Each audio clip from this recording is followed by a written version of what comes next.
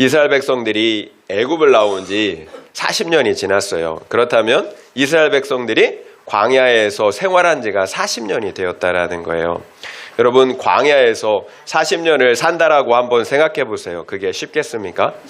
하나님께서 이런 이스라엘 백성들을 여러분 가나안 땅 동편으로 이동케 하였습니다. 이제 그곳에서 가나안 땅에 들어가면 됩니다. 그런데 여러분, 지난주에 우리가 이미 살펴본 것처럼 이스라엘 백성들은 그 모압 평야에서 가나안 땅 바로 앞에서 바알볼의 죄에 가담하게 됩니다. 육적인 음행, 영적인 음행의 죄를 짓고 말았어요. 그러므로 우리가 아는 것처럼 2만 4천 명의 이스라엘 백성들이 죽임을 당하였습니다.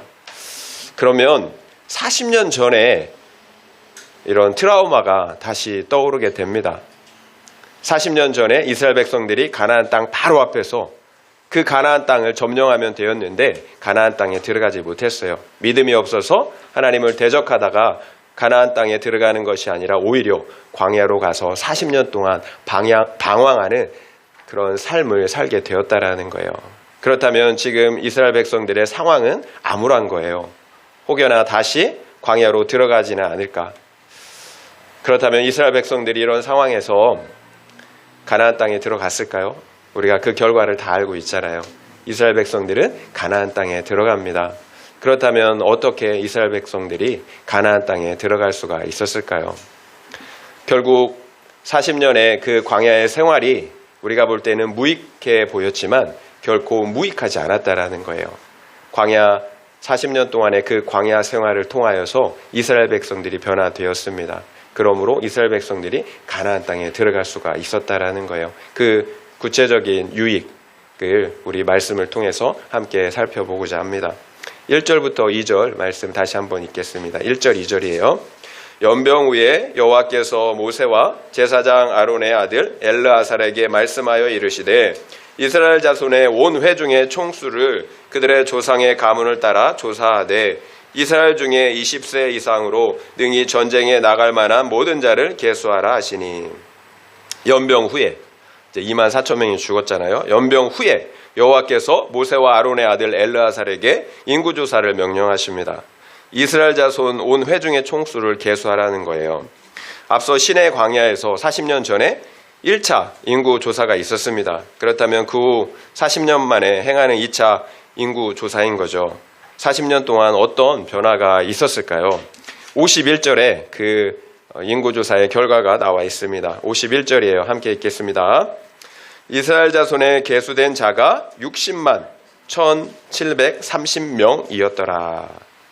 2차 인구조사의 결과 20세 이상 싸움에 나갈 만한 자가 60만 1730명입니다. 1차 인구조사 때는 60만 3550명이었어요. 그러니까 1차와 2차 그 인구조사를 비교해 볼 때 인구수가 1820명이 줄었어요. 1820명. 그럼에도 큰 그 차이가 없어요. 대략 60만 명으로 거의가 변화가 없다라는 거예요. 거의 변화가 없어요. 1차, 2차 인구조사를 비교해 봤을 때 거의 60만이에요. 별 차이가 없어요. 40년 광야에서 이스라엘 백성들이 보여준 반역과 불평, 불만의 그 죄악들을 볼 때 여러분 쉽게 이해가 되지 않아요. 광야에서의 삶은 온통 불순종의 죄로 가득했기 때문이에요. 그렇다면 이스라엘 자손들은 우리가 생각할 때 침멸당해야 하는 거죠. 그래서 그 숫자가 얼마 남지 않아야 정상입니다. 이것이 우리가 지금까지 보아왔던 그 모습을 볼 때 상식적인 생각이라는 거예요. 그런데 이스라엘 자손의 인구수가 그대로예요. 어떻게 된 걸까요? 특별히 2차 인구조사의 명령을 언제 하였습니까?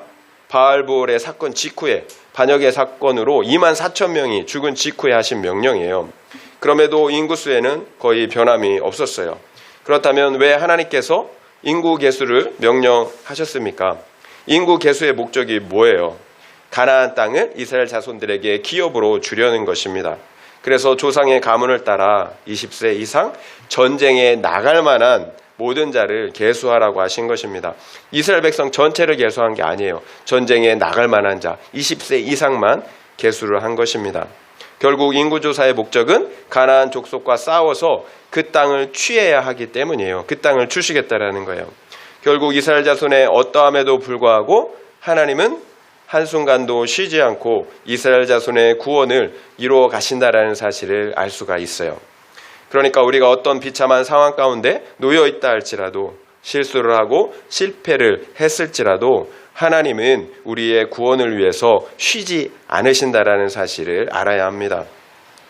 따라서 하나님께서 언약 안에서 약속하신 우리의 구원은 실패할 수가 없어요. 하나님이 약속하셨다면, 그 언약 안에 있다면 우리의 구원은 실패할 수가 없어요.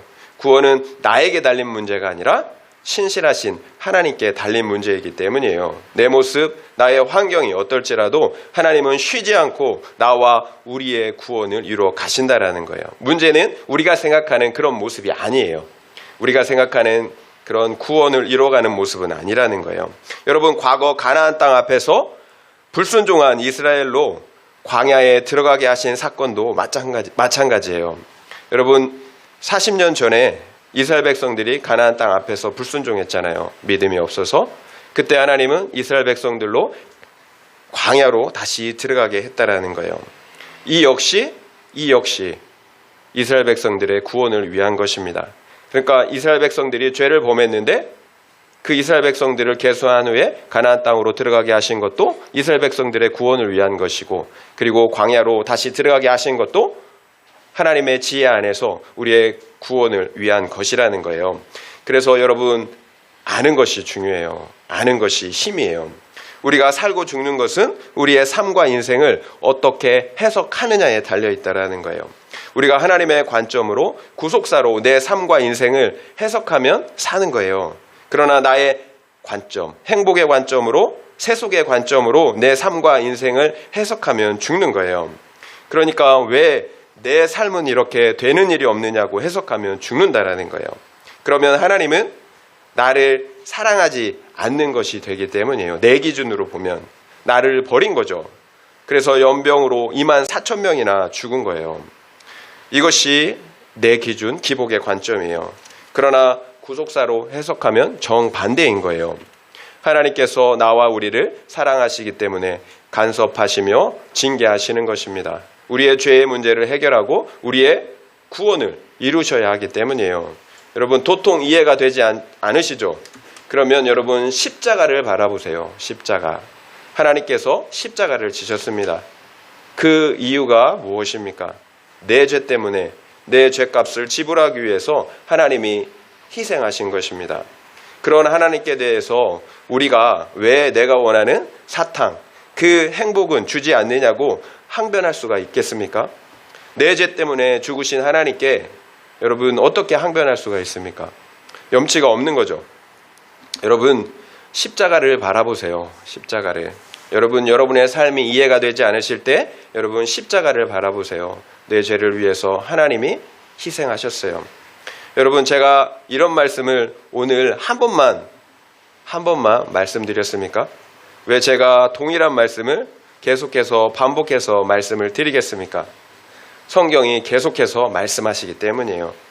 성경이 말씀하시니까 저도 말씀을 드리는 것입니다. 그렇다면 하나님께서 왜 계속해서 동일한 말씀을 하시겠습니까? 우리가 바뀌지 않기 때문이에요. 여러분, 왜 우리 아이들에게 동일한 잔소리를 하십니까? 아이들이 바뀌지 않기 때문이에요. 우리가 동일합니다. 우리가 바뀌지 않아요. 우리가 여전히 우리의 행복과 성공만을 위해서 살기 때문이에요. 우리의 구원을 위해 살지 않고 행복을 위해서 삽니다.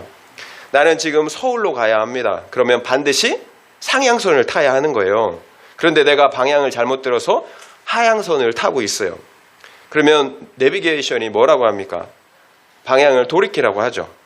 그런데 나는 내비게이션이 뭐라고 하든지 말든지 무시를 합니다. 방향을 바꾸지 않고 계속해서 부산 방향으로 간다라는 거예요. 그러면 내비게이션 역시 계속해서 방향을 바꾸라는 동일한 말을 계속 하지 않겠어요?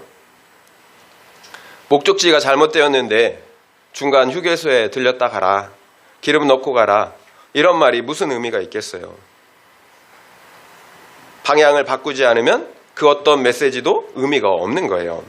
우리의 신앙 역시 마찬가지예요. 우리의 인생의 목적은 행복이 아니라 거룩과 구원입니다. 우리 인생의 목적이 결국 성공과 행복, 기복이라면, 그래서 나의 행복과 성공을 위해서 내가 살고 있다면 지금 우리는 잘못된 방향으로 가고 있는 것입니다. 서울을 가야 하는데 지금 부산으로 가고 있는 거예요. 여러분, 생명이 아니라 사망을 향해 가고 있는 것입니다. 더 늦기 전에 빨리 돌이켜야 합니다. 여러분, 내비게이션, 천국 내비게이션, 성경 말씀, 그 말씀의 목소리를 여러분 들어야 하는 거예요. 63절부터 65절의 말씀 함께 읽겠습니다. 63절부터 65절이에요. 63절부터 65절. 이는 모세와 제사장 엘르아살이 계수한 자라. 그들이 여리고 맞은편 요단가 모압 평지에서 이스라엘 자손을 계수한 중에는 모세와 제사장 아론이 시내 광야에서 계수한 이스라엘 자손은 한 사람도 들지 못하였으니, 이는 여호와께서 그들에게 대하여 말씀하시기를 그들이 반드시 광야에서 죽으리라 하셨음이라. 이러므로 여분네의 아들 갈렙과 눈의 아들 여호수아 외에는 한 사람도 남지 아니하였더라. 모압 평야에서 2차 인구조사를 실시한 결과 시내 광야에서 1차 인구조사 때 계수되었던 사람들은 갈렙과 여호수아를 제외하고는 한 사람도 들지 못했습니다. 죽었다라는 거죠. 광야 1세대가 가데스에서 반역한 이후에 하나님께서 그들이 광야에서 반드시 죽으리라 말씀하신 것처럼 된 것입니다. 40년 광야 생활을 통해서 다 죽고 만 것입니다. 결국 하나님의 말씀은 그것이 축복의 말씀이든지 저주와 심판의 말씀이든지 반드시 이루어지게 된다는 사실을 알 수가 있습니다. 하나님이 우주 만물을 통치하시고 운행하시는 주권자이시기 때문이에요. 하나님의 말씀은 반드시 이루어집니다. 여러분, 미래를 알고 싶습니까? 이 세상과 우리의 운명에 대해서 여러분 알고 싶습니까? 그러면 성경 말씀을 보세요. 성경 말씀대로 다 이루어지게 되어 있어요. 결국 성경 말씀을 모르고 우리가 세상을 안다고 또 지혜롭다라고 우리가 떠들어대는 것은 여러분 헛똑똑이에요. 내가 반드시 죽는다라는 사실도 모르고 살잖아요. 그래서 이 세상이 전부인 것처럼 사는 겁니다. 결국 그 마지막을 모르고 사는 인생이 가장 무지한 것입니다. 그런데 여러분, 반드시 죽으리라는 말씀은 어디에서 들어본 것 아닙니까? 창세기 2장 17절 말씀이에요. 선악을 알게 하는 나무의 열매는 먹지 말라. 내가 먹는 날에는 반드시 죽으리라 하시니라. 내가 먹는 날에는 반드시 죽으리라. 이것이 모든 인류가 한 사람의 예외도 없이 죽는 이유입니다. 여러분, 죽는 것이 당연한 것이 아니에요. 하나님께서 내가 선악을 알게 하는 나무의 열매를 먹으면 반드시 죽는다라고 말씀하셨기 때문에 죽는 거예요. 결국 모든 사람이 죽는 이유는 모든 사람이 선악을 알게 하는 나무의 열매를 먹었기 때문이에요. 로마서 5장 12절 말씀을 읽어드릴게요. 그러므로 한 사람으로 말미암아 죄가 세상에 들어오고 죄로 말미암아 사망이 들어왔나니 이와 같이 모든 사람이 죄를 지었으므로 사망이 모든 사람에게 이르렀느니라. 아담 한 사람으로 말미암아 죄가 세상에 들어왔고요. 그 죄로 말미암아 사망이 들어왔다라고 하십니다. 그렇다면 모든 것이 아담 한 사람의 책임 아닙니까? 우리 이렇게 얘기하잖아요. 아니에요. 이와 같이 모든 사람이 죄를 지었으므로 사망이 모든 사람에게 이르렀다라고 말씀하세요. 분명 아담이 죄를 시작하였지만 그의 후손들 역시 동일한 죄를 지은 것입니다. 그래서 그 결과 사망이 모든 사람에게 이르게 된 것입니다. 앞서 시므온 지파가 광야에서 급감했던 이유예요.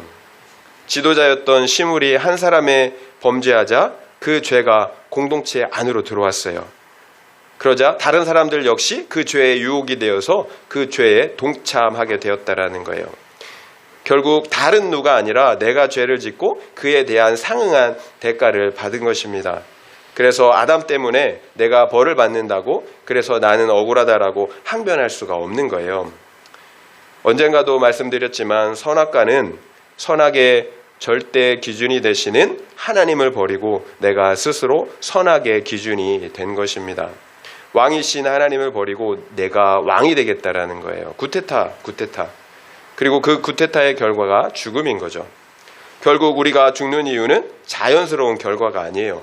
우리가 반드시 죽으리라는 하나님의 말씀 아래에 놓여 있기 때문이에요. 모든 사람이 죄를 범하였기 때문입니다. 결국 하나님의 말씀대로 된 것입니다. 이처럼 성경 말씀이 아니면 우리가 죽는 이유를 어디에서 알 수 있겠습니까? 어디에서 알려주겠어요? 그렇다면 우리가 어떻게 해야 할까요? 하나님께서 우리가 죽는 이유를 왜 성경에 기록해 놓으셨겠습니까? 여러분, 알고라도 죽으라고 기록해 놓으셨을까요?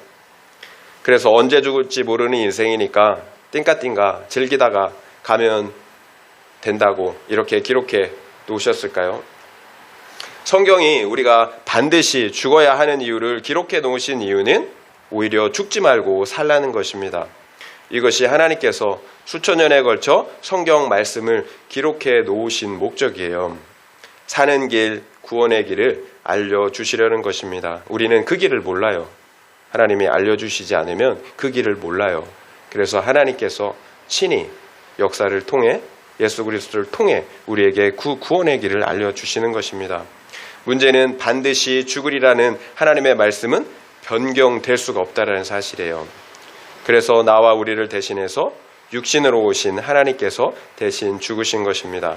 반드시 죽으리라고 하신 말씀을 이루셔야 했기 때문이에요. 그 결과 나와 우리가 죽지 않고 살 수 있게 된 것입니다.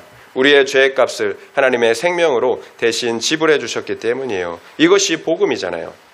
그렇다면 우리가 구체적으로 어떻게 해야 할까요? 어떻게 해야 죽지 않고 살 수가 있을까요? 구체적인 것. 갈라디아서 2장 20절 말씀을 읽어드릴게요.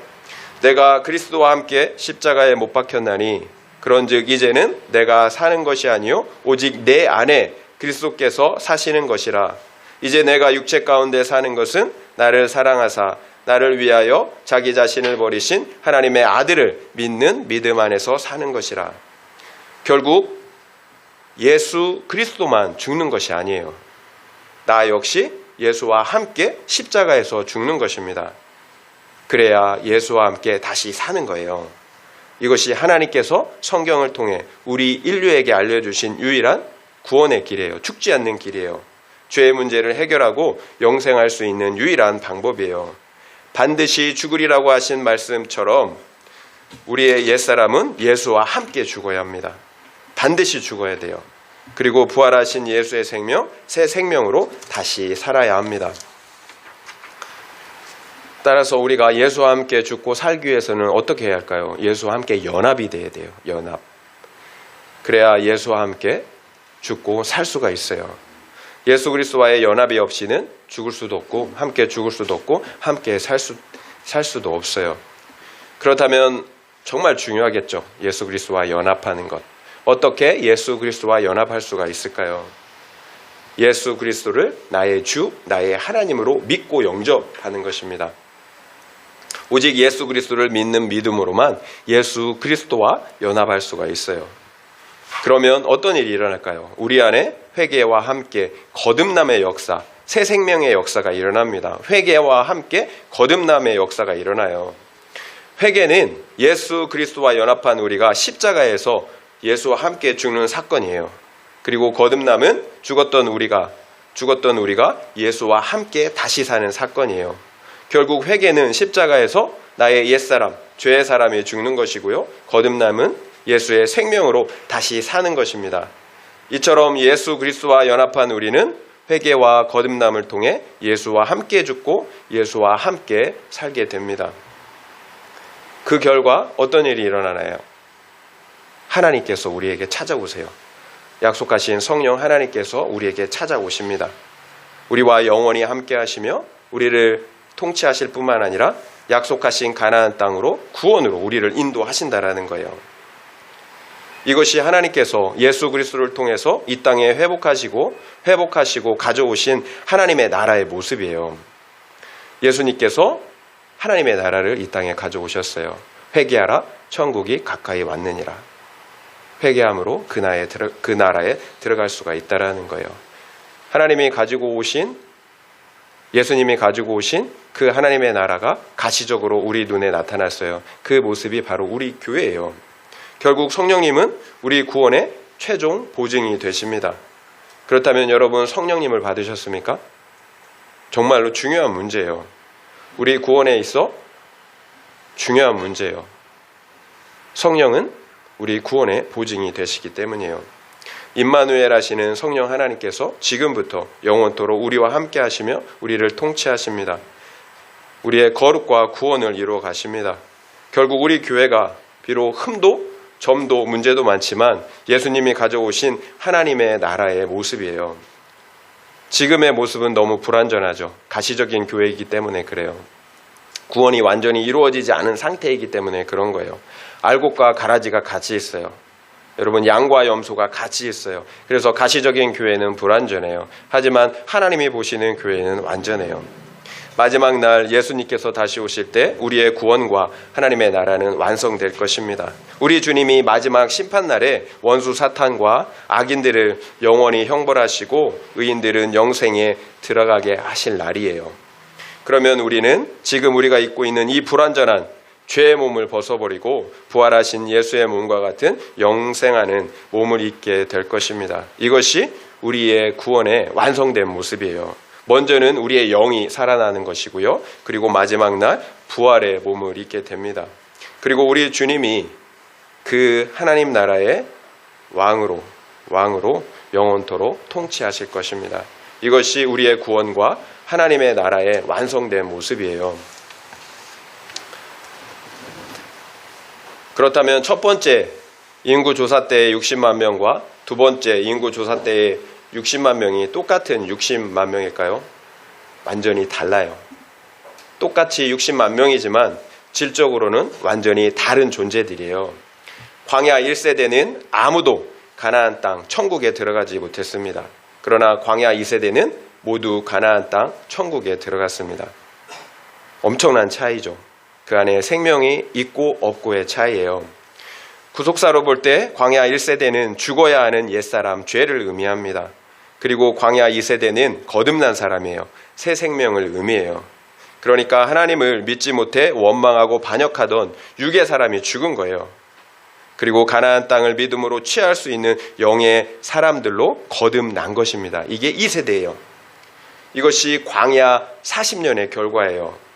광야 40년의 시간을 통해 이런 변화, 거듭남의 변화가 있었던 것입니다. 나는 죽고 예수로 살게 되었어요. 육은 죽고 영이 산 것입니다. 그러면 40년 광야의 시간을 통해 구체적으로 우리가 어떤 일이 있었는지 보았나요? 이스라엘 백성들은 수없이 하나님을 원망하고 불평하였습니다. 물이 없다고, 양식과 고기가 없다고, 그리고 하루도 빠짐없이 내려주신 만나가 하찮다고 그렇게 원망하였어요. 결정적으로 가나안 땅 바로 앞에서는 믿음이 없어서 약속하신 가나안 땅에 들어갈 수가 없었습니다. 심지어 과거 애굽에 살 때가 더 좋았다고, 왜 우리를 구원해 내었냐며, 그래서 새로운 지도자를 세워 세상 애굽으로 돌아가고자까지 했다라는 거예요. 그뿐만이 아니잖아요. 아론과 미리암 역시 모세를 비방하는 죄를 지었습니다. 또한 고라와 다단과 아비람은 당을 짓고 하나님이 세우신 리더십을 대적했어요. 그리고 최근에는 발람의 꾀에 속아서 모압 여인들과 음행하고 바알보올에 가담까지 하였습니다. 심지어 모세와 아론마저 무리바에서 혈기를 부리며 불순종하는 죄를 짓고 말았어요. 이처럼 40년 동안 수많은 원망과 불평과 반역의 사건들이 있었습니다. 만약 광야가 아니었다면 이스라엘 자손들이 이처럼 자신들의 죄를 볼 수가 있었을까요? 자신들의 죄를 볼 수가 없었을 거예요. 그래서 그 죄악들이 해결될 수 없었다라는 거예요. 만약 이스라엘 자손들에게 40년 광야의 시간이 없었다면 그들은 자신들이 오히려 의롭다라고 착각했을 것입니다. 나는 아무 문제가 없다라고 생각했을 거예요. 문제는 그러면 어떻게 구원자 예수 그리스도를 믿고 의지할 수가 있겠느냐라는 거예요. 어떻게 십자가의 예수와 함께 죽는 회개를 통해 거듭날 수가 있겠습니까? 여러분, 인생의 목적이 뭐라고 말씀드렸습니까? 거룩과 구원이에요. 결국 광야 40년은 나의 거룩과 구원을 이루는 시간입니다. 그렇다면 광야는 절대적으로 여러분 축복의 시간인 거죠. 천국에 들어갈 수 없는 나 같은 죄인을 천국에 들어갈 수 있는 의인으로 만들어 놓으셨기 때문이에요. 믿음의 사람, 거룩의 사람, 천국의 백성으로 만들어 놓으셨기 때문입니다. 여러분은 비록 육적인 고난이 있지만 40년 광야의 시간을 통해 영원한 천국에 들어가길 원하십니까? 아니면 그 40년의 그 시간을 행복하게 보내고 내가 원하는 대로 행복하게 보내고 영원한 형벌에 들어가길 원하십니까? 결국 광야는 헛된 시간이 아닌 거예요. 잠언 17장 3절 말씀을 읽어드리겠습니다. 도가니는 은을, 풀무는 금을 연단하거니와 여호와는 마음을 연단하시느니라. 도가니와 풀무는 은과 금을 연단합니다. 수백, 수천도의 그 불속이 얼마나 뜨겁겠어요. 그러나 그 안에 들어가야만 불순물이 제거돼요. 그래서 순금과 순은을 얻을 수가 있습니다. 100% 점금과 순은을 얻기 위해서는 어쩔 수가 없어요. 불 속에 들어가야 하는 거예요. 마찬가지예요. 여호와 하나님께서 우리의 마음을 연단하신다라는 거예요. 우리의 마음. 광야라는 수백 수천도의 도가니와 풀무 속에 우리를 집어넣으십니다. 그래야 그 안에 있는 불신과 교만, 원망, 시기, 정욕, 탐심과 같은 죄, 악의 불순물들을 제거할 수가 있기 때문이에요. 그래야 순전한 믿음, 가나안 땅에 들어갈 수 있는 믿음을 얻을 수가 있기 때문입니다. 그래서 광야는 우연이 아닌 거예요. 우리의 구원을 위한 필수 과정이에요. 야고보서 1장 2절부터 4절 말씀도 읽어드릴게요. 내 형제들아, 너희가 여러 가지 시험을 당하거든 온전히 기쁘게 여기라. 이는 너희 믿음의 시련이 인내를 만들어내는 줄 너희가 알미라. 인내를 온전히 이루라. 이는 너희로 온전하고 구비하여 조금도 부족함이 없게 하려 함이라. 야고보는 너희가 여러 가지 시험을 당하거든 온전히 기쁘게 여기라고 합니다. 시험을 당하는데 기쁘게 여기래요. 너희 믿음의 시련이 인내를 만들어내는 줄 너희가 알지 않느냐라고 말해요. 결국 야고보가 지금 우리에게 말하고자 하는 것이 무엇입니까? 너희의 인내를 온전히 이루라는 거예요. 인내를 이루라. 인내를 온전히 이루어야 하는 이유가 중요해요. 온전하고 준비되어서 조금도 부족함이 없게 하시려는 것입니다. 이것이 하나님의 뜻이에요. 조금도 부족함이 없게 하시려는 거예요. 그러니까 하나님께서 우리로 시험을 당하게 하시는 이유, 믿음의 시련을 통해 우리를 인내하게 함으로 그 인내를 온전히 이루려는 이유가 우리로 하여금 조금도 부족함이 없게 하시려는 목적이라는 거예요. 이것이 광야의 목적이기도 해요. 광야의 목적이에요. 우리의 믿음이 천국에 들어가는데 조금의 부족함도 없게 하시려는 것입니다. 결국 유한한 이 땅의 삶은 영원한 생명을 결정하는 시간이에요. 영원히 살 것처럼 나의 행복을 위해 살아서는 안 된다는 겁니다. 그래서 하나님께서 우리를 이스라엘 공동체로 교회로 부르신 것입니다. 함께 거룩과 구원을 이루어가야 하기 때문이에요. 세상과 구별된 하나님의 나라, 그 모습이 교회여야 하는 거예요. 세상과 같으면 안 된다라는 거예요. 반드시 죽어야 하는 원인, 죄의 문제를 해결하고 구원을 이루라는 거예요. 이것이 우리를 교회 공동체로 부르신 이유예요. 결국 1차 인구조사 때 60만 명과 2차 인구조사 때 60만 명이 똑같은 숫자이지만 완전히 다른 60만 명이에요. 1차 인구조사 때 이스라엘은 죽어 있었어요. 그래서 구원의 은혜에 감사하지 못하고 원망, 불평하였고 또 믿음이 없어서 하나님의 말씀에 순종할 수가 없었던 것입니다. 그러나 2차 인구조사 때 이스라엘은 살아있는 이스라엘이었어요. 그래서 구원의 은혜에 감사하고 자족하며 믿음으로 하나님의 말씀에 순종할 수가 있었던 것입니다. 여러분, 무슨 차이예요? 1세대와 2세대 왜 이렇게 다른 겁니까? 40년의 광야를 통과했느냐 그렇지 않느냐의 차이예요.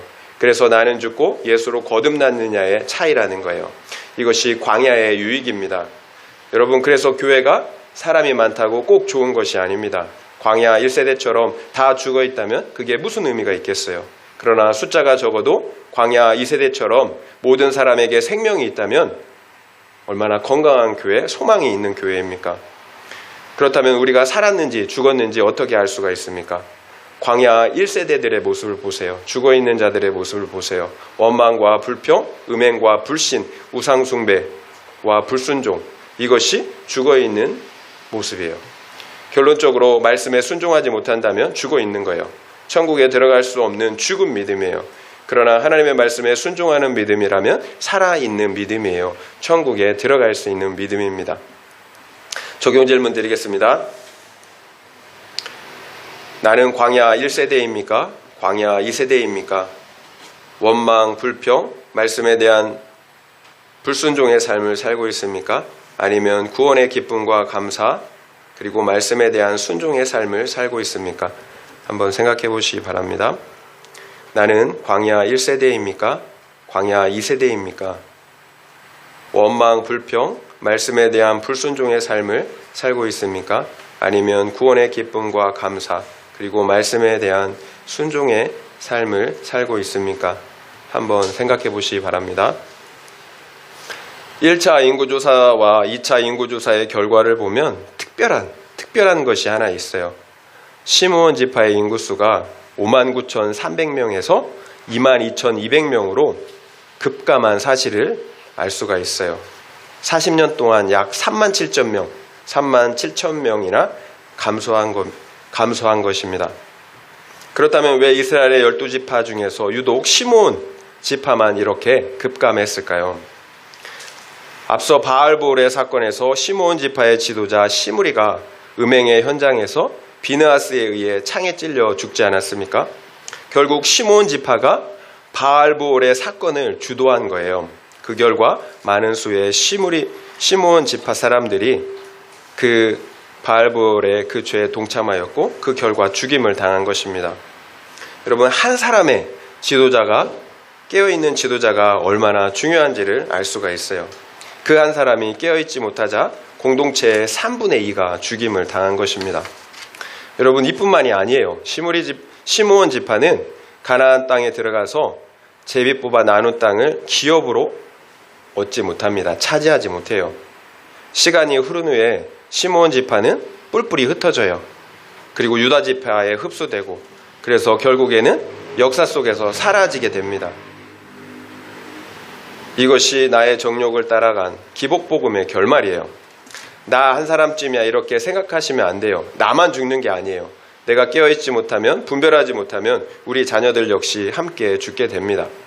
여러분, 지도자가 정말 중요하잖아요. 여러분, 그것들을 보고 있잖아요. 여러분, 신앙은 지식이 아니에요. 성경 지식이 아니에요. 삶이에요. 제자 양육을 받고 어떤 특별한 훈련을 받았다고 여러분, 신앙이 좋아지는 것이 아닙니다. 내가 믿고 살아내는 만큼이 내 신앙이에요. 그래서 예수님은 제자들에게 너희가 서기관과 바리새인들이 가르치는 말은 행하고 그들이 행하는 바는 따라하지 말라고 하셨어요. 가르치는 바는 행하고 그들의 삶은 따라하지 말라라는 거예요. 그들이 가르치는 말과 삶이 달랐다라는 거죠. 이것을 위선이라고 하잖아요. 위선. 문제는 이것이 오늘날 나와 우리 교회의 모습이라는 거예요. 말씀 따로, 삶 따로. 왜 그럴까요?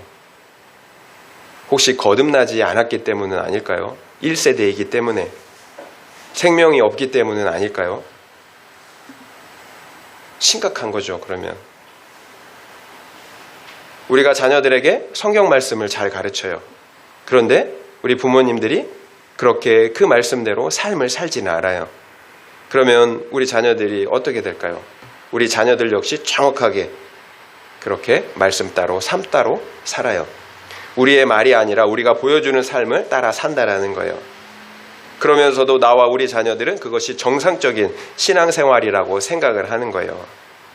여러분, 내 안에 생명이 있으면 분별이 돼요. 하지만 내 안에 생명이 없으면 분별이 안 돼요. 내 안에 진짜가 있으면 분별이 돼요. 진짜가 있으면 가짜가 분별이 돼요. 근데 진짜가 없으면 분별이 안 돼요. 이쪽으로 왔다, 저쪽으로 갔다. 그러면 그 책임을 누가 져야 합니까? 여러분, 자녀에 대한 책임 부모가 지는 거예요. 여러분, 자녀 양육 어떻게 해야 할까요? 자녀 양육 쉽지 않죠. 제일 좋은 자녀 양육은 내가 건강해지는 거예요. 영적으로 건강해지는 거예요. 여러분, 좋은 엄마, 건강한 엄마가 좋은 젖이 나오잖아요. 그럼 자녀들도 그 젖 먹고 건강해지는 거예요. 다른 게 없어요. 우리 부모가 영적으로 건강해지면 돼요. 그러면 알게 모르게 그 젖이 흘러나가는 거예요. 나를 통해서. 그럼 자녀들도 건강해지는 것입니다. 내가 건강해지는 것보다 더 좋은 자녀 양육은 없어요. 화내는데, 짜증내는데, 내가 건강하지 못한데 어떻게 자녀들이 건강할 수가 있겠어요? 그냥 그 모습을 보고 자라는 거예요. 예수님은 너희는 시험에 들지 않게 깨어있어 기도하라고 말씀하셨어요. 예수님께서 십자가를 지시기 직전에 제자들에게 하신 말씀이에요. 너희는 시험에 들지 않게 깨어있어 기도하라. 여러분, 기도하지 않으면 시험에 들어요. 잠자게 돼요. 여러분, 영적으로 잠자게 돼요. 기도하지 않으면 반드시 세상에 취해서 잠들게 되어 있어요. 그래서 시험에 드는 거예요. 그러면 나만의 문제가 아니잖아요. 우리 자녀들도 함께 죽는 것입니다. 시험에 들지 않게 깨어서 기도해야 합니다. 그래서 우리를 거듭나게 하시고 또 우리와 함께 하시는 성령 하나님의 통치를 받아야 하는 것입니다. 이것이 이 땅 광야에서 우리가 거룩과 구원을 이뤄가는 삶의 방식이에요. 이것이 거듭난 자가 믿음으로 사는 삶의 방식입니다. 말씀과 기도를 통해 반드시 성령 하나님의 통치를 받는 것, 말씀의 통치를 받는 것, 이것이 우리가 이 땅에서 광야에서 거룩과 구원을 이뤄가는 삶의 모습이에요. 이것이 나도 살고 자녀들도 사는 길입니다. 적용 질문 드리겠습니다. 나는 우리 자녀들이나 가족들이 세상에서 성공하지 못하거나 결혼하지 못한 것이 애통하십니까? 아니면 구원받을 믿음이 없는 것이 애통하십니까? 그렇다면 그 이유는 무엇인 것 같습니까? 나는 우리 자녀들이나 가족들이 세상에서 성공하지 못하거나 결혼하지 못한 것이 애통하십니까? 아니면 구원받을 믿음이 없는 것이 애통하십니까? 그렇다면 그 이유는 무엇인 것 같습니까? 한번 생각해 보시기 바랍니다. 말씀을 마무리하겠습니다. 하나님께서 이스라엘 자손의 인구조사를 명령하셨습니다. 이스라엘 자손이 애굽을 나와 광야에 있은 지 40년 만의 일입니다. 20세 이상 싸움에 나갈 만한 자를 지파별로 다 계수하라고 명령하셨습니다. 인구조사의 결과 1차 인구조사 때와 2차 인구조사 때를 비교해 보니까 총 인구수는 대략 60만 명으로 숫자상으로는 큰 차이가 없었어요. 그러나 내용상으로 따져보면 완전히 다른 사람들이었어요. 앞서 시내 광야에서 계수하였던 광야 1세대는 여호수아와 갈렙을 빼고 다 죽었습니다. 결국 광야 1세대는 하나님께서 반드시 죽으리라고 말씀하신 것처럼 다 죽은 것입니다. 왜 죽었습니까? 가나안 땅에 들어갈 믿음이 없었기 때문이에요. 생명이 없었기 때문입니다. 그러나 광야 2세대는 40년의 광야 시간을 통해 그 연단을 통해 거듭난 존재들이 되었어요. 가나안 땅, 곧 구원에 이르는 믿음을 갖게 된 것입니다. 결국 광야는 거듭나는 시간이에요. 내가 죽고 새 생명, 예수로 다시 사는 구원의 시간입니다. 여러분, 우리는 현실을 똑바로 보고 인식할 수 있어야 합니다. 모든 인류는 반드시 죽으리라는 하나님의 공의의 말씀 아래 놓여 있어요. 이것이 우리 인류의 현실이에요. 그런데 우리가 어떻게 삽니까? 우리 믿는 사람들조차 이 말씀을 인정하지 않고 살아가잖아요. 영원히 죽지 않을 것처럼, 이 세상이 전부인 것처럼 살아가지 않습니까? 그래서 내가 왕이 되어 나의 행복과 성공의 바벨탑을 쌓으며 살지 않고 있습니까? 그러나 반드시 무너지게 되어 있어요. 바벨탑은 반드시 무너지게 되어 있어요. 왜 그렇습니까? 하나님께서 반드시 죽으리라고 말씀하셨기 때문이에요. 하나님이 말씀하셨기 때문에 반드시 무너지게 되어 있어요. 그래서 우리의 인생의 목적은 행복도 성공도 아니에요. 거룩과 구원입니다. 죄의 문제를 해결하고 다시 사는 거예요. 가나안 땅 에덴 동산으로 돌아가는 것입니다. 40년의 광야 생활이 우리에게 축복인 이유입니다. 하나님께서 광야를 통해 우리의 거룩과 구원을 이루시기 때문이에요.